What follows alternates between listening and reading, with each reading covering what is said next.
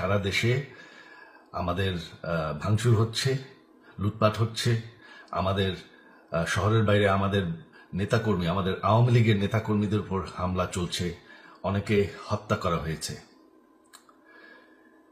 এই পরিস্থিতিতে আমি বলতে চাই, আওয়ামী লীগ হচ্ছে বাংলাদেশের সবথেকে পুরাতন গণতান্ত্রিক এবং সবথেকে বড় দল।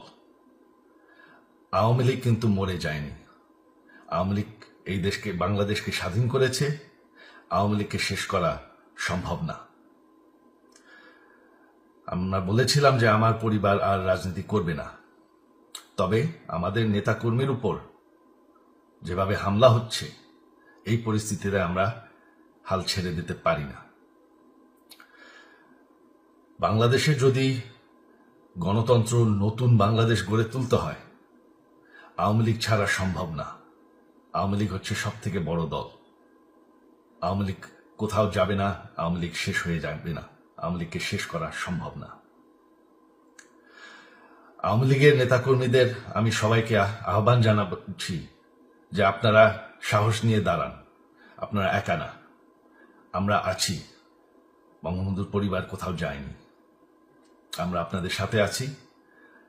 দেশকে, আমাদের নেতাকর্মীদেরকে, আওয়ামী লীগকে রক্ষা করার জন্য যা প্রয়োজন আমরা করতে প্রস্তুত। এই যে আমাদের বর্তমান যারাই আছে ক্ষমতায়, তাদেরকে আমি বলবো যে আমরাও একটি গণতান্ত্রিক, শৃঙ্খল, নিরাপদ বাংলাদেশ চাই, জঙ্গিবাদ মুক্ত।